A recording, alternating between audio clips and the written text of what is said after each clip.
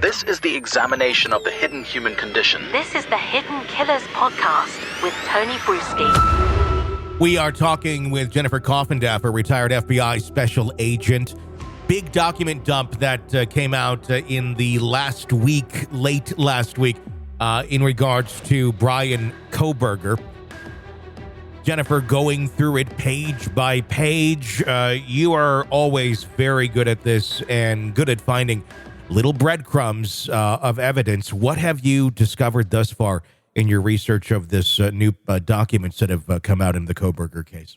Well, one of the first things I wanted to point out, and really this is more administrative, there's been a lot of chatter, a lot of, I think, confusion about the prosecution not providing documents. Yeah. We are on multiple discovery requests by both parties, and we even have a motion to compel on the table, which, is just kind of pushing the envelope even more. Sure. And I just thought it was interesting. I liked that we're able to see in this document, hey, listen, we haven't gotten the documents, court, so we need an extension.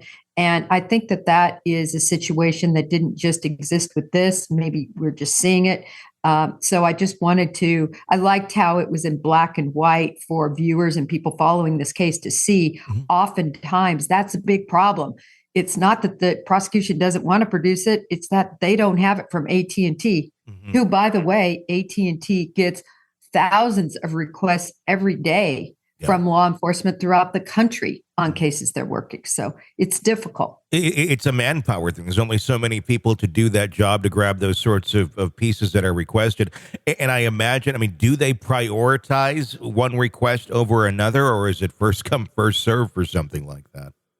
Well, it depends. There are expedited requests, for instance, when they didn't know or have a suspect. Okay. Right? When they're looking at public safety, getting somebody off the streets that could commit crimes like this again. Okay. So those are going to rise to the top. But now, they're in jail, they're arrested. Mm-hmm. It really will likely go into the pool of all their requests, and they will do it in that order. Because believe me, every officer thinks their case is priority. Of course. And you just kind of got to be at the mercy of where you need those documents from. Interesting. Well, what in the documents that did come out over the last couple of days, I know a lot of it very redacted, but was there anything new to learn from what has come out, or any speculation? Yeah, there was something new. I was very interested in the June 23rd date. I should probably double check that date, but I believe I have it memorized correctly. And there's a very specific reason that they are now reaching back compared to their previous requests. So their previous requests focused on August 1st as the sort of the start date of what they were concerned about.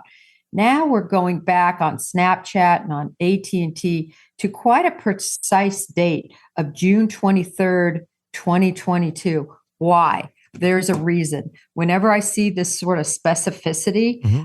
And back in the day when I did a subpoena or search warrants based on very specific date, it's because there's a specific thing I know. There's mm-hmm. something that I've been told or understand took place in and around that date or time frame.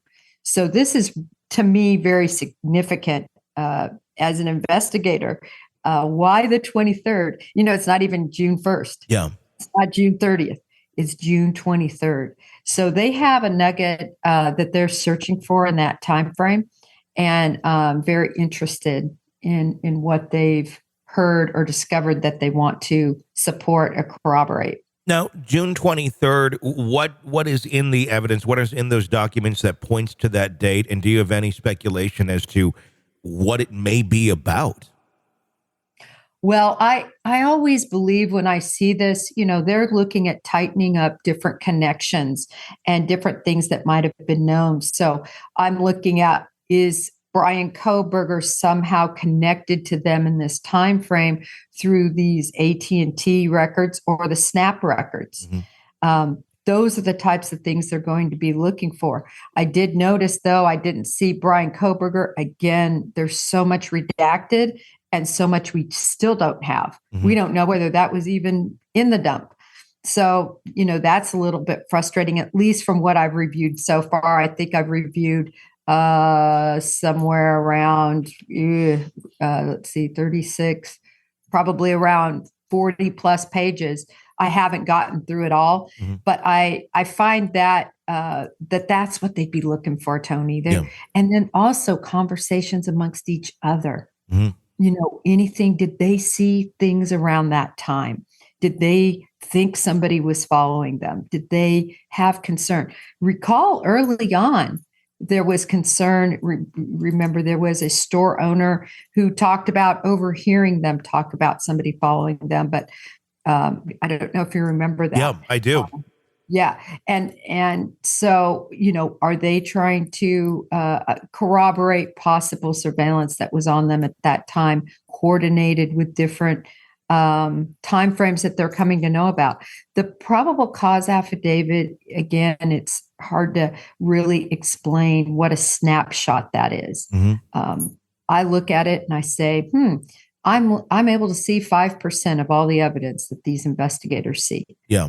And we're trying to make heads or tails out of this little bit of evidence. But this tells you they are on the, there's something specifically they're looking for. And the more and more that kind of comes out on these other pieces, sometimes it then brings to light other pieces on the original affidavit that maybe we didn't quite have context for or understanding.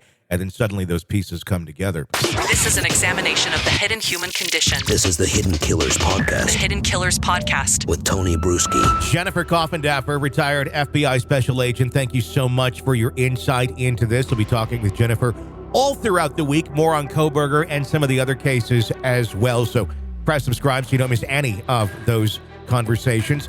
My name is Tony Brueski. You can sign up to get an ad-free version of the podcast through Apple Podcasts. Do check that out. Even try it for 3 days free. Follow me on Twitter at TonyBPod. Stay with us.